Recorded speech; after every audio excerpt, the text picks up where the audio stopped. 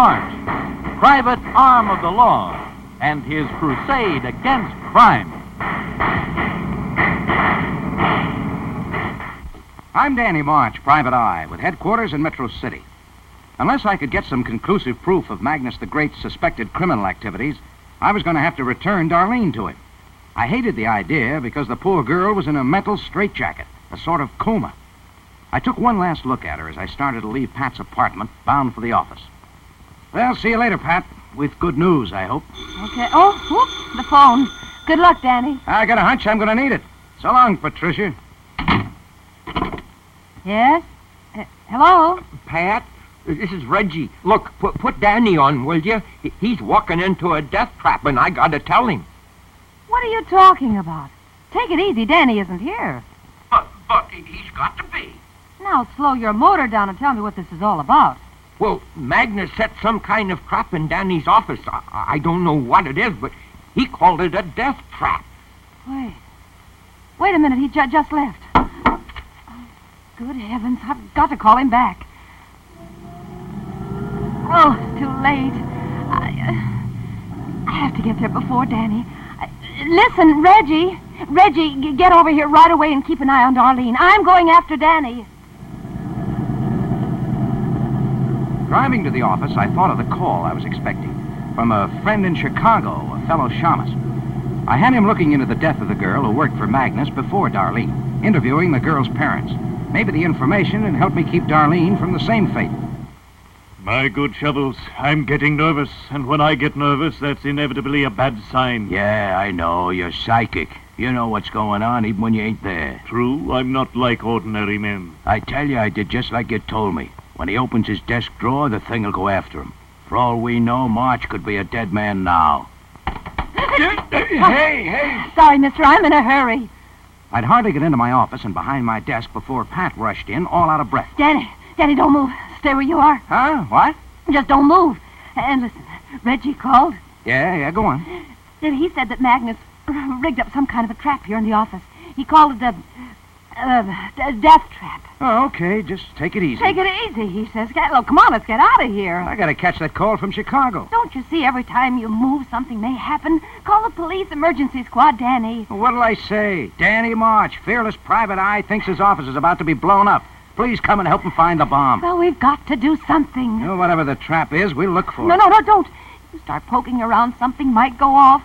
Oh, Danny, I'm shaking apart. Look, I'll tell you what, Pat. What? We'll just stay right here by the desk. And after I've had that call, I'll go over and pick up a man at police emergency. Then we'll come back here and we'll search the place. Okay, but you stay right where you are for now. Right behind that desk. And if you don't mind, I'll just sit down here on the side of it. Stand by for Space Spartan.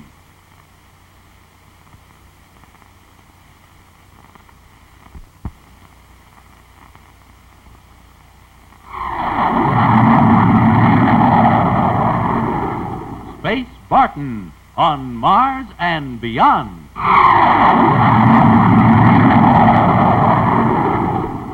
Space Spartan reporting from the planet Mars. In Tunnel 417 underground in the Martian city of Camelar, Monstron, enemy of the universe, had been wrecked against a magnetic tunnel block. At the same time, Malabar, the real ruler of Mars, was trying with Varric and Navarre to find a way of escape through the invisible Magna Wall. What are you going to do, Lord Malabar? Throw this gun into the magnetic field. It is metal, you will see. By the moons of Mars. Oh, that's the general alarm. Set off by the gun hitting the Magna Wall? Yes, we haven't a moment to lose now. Be certain you have no metal on you. Are you sure we can get through? No, but we have to try. General security to all points. Converge on tunnel 500. A disturbance at area 702. That's us. Investigate and report it what? Through the wall, quickly. This is the last one we have to pass before the energas elevator. I do not like going without weapons. You have seen what would have happened if we tried to take them with us. Well, we're through. And no harm done. My Lord Malabar. Yes, Varric? With these Magna walls still in force, how can the guards from General Security get through the tunnel? You're right, Varric. They cannot. They will have to break the contacts to let their own guards through. then we may be able to reach the Energast elevator before they break the wall. Let us make all haste. Look, the wall has been broken. Why, now the guards will be on us in a matter of seconds. But at least we may now regain the Ector-A pistol. Yes, grab it, Navarre, quickly. You must hurry, my friends. Why don't we take the rocket car? Yes, that's right. No, leave the car. But my Lord Malabar. It is but a short distance.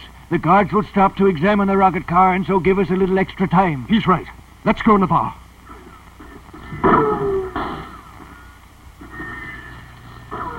The guards. They've seen us. Keep on running. We'll be protected by the curve in the tunnel for a minute or two. There. They cannot see us now. General Security to guards in tunnel 417. Why does Lord Munchkin not acknowledge our call? Report at once. They're coming closer. There, at last. That's the elevator that will lead us to the Energast. Navarre, I have an idea. You have Monstran's confidence. You can help us more here at Camelot than on the Energast. Stay here. Tell the guards you were chasing me, that I escaped. Delay them as much as possible to give us a chance. Throw me the pistol and say I took it from you. I shall do so, Commander Varric. May the moon of peace shine on you and our true ruler, Lord Malabar. Each evening at hour 14, monitor 43.2 megacycles at position Z. If we succeed in our plan, we shall contact you. Good luck. Peace to Mars, Commander Varric. Peace to Mars, my friend.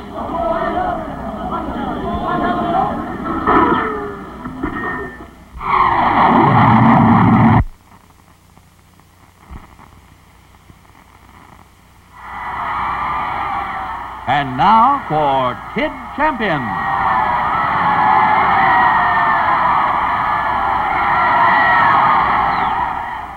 Hello there. I'm Lucky Skinner, manager of Kid Champion. After the Kid knocked out Milo Gendry in their fight at the Coliseum, Gendry came up to my apartment with a gun looking for the Kid. The Kid, cool as you please, even with one bum arm, knocked Gendry flat. Then the Kid spoke quietly. That'll be just about enough of that roughhouse, Gendry. Get up on your feet and get out of here. Gendry stood up watching the Kid.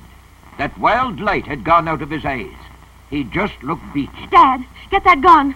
Gloria's words snapped me out of the trance I seemed to be in. I picked the gun up off the floor. On your way, Gendry. Obediently, Gendry turned towards the door. Then he turned back. Before I go, will somebody tell me how I got up here? How you got up here? Are you kidding? Wait a minute, Dad. Eddie. Don't you know how you got up here, Milo? No. Don't you really know? Don't expect you to believe it. I guess it does sound kind of phony. I believe you.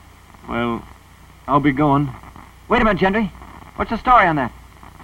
Well, there's not much to it, just that, well, I was in a restaurant after the fight.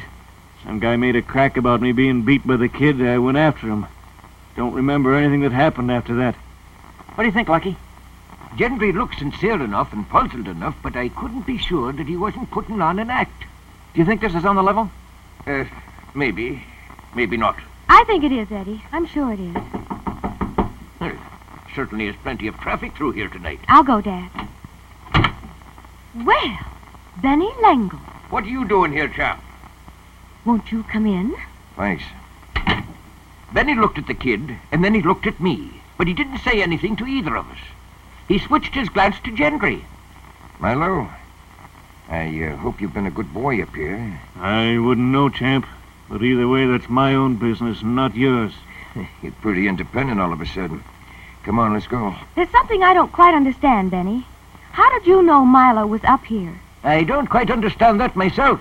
Well, a man has only to rave around just so much, Gloria, before you begin to think he better be watched. What do you mean?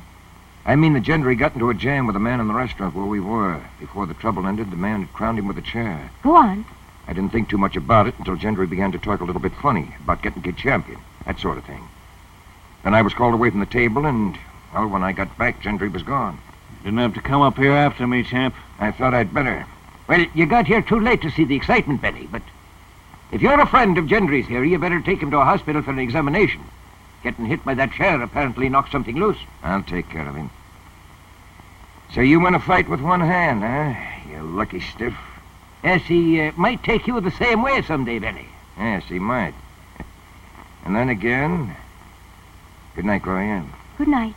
Well, what do you think of that?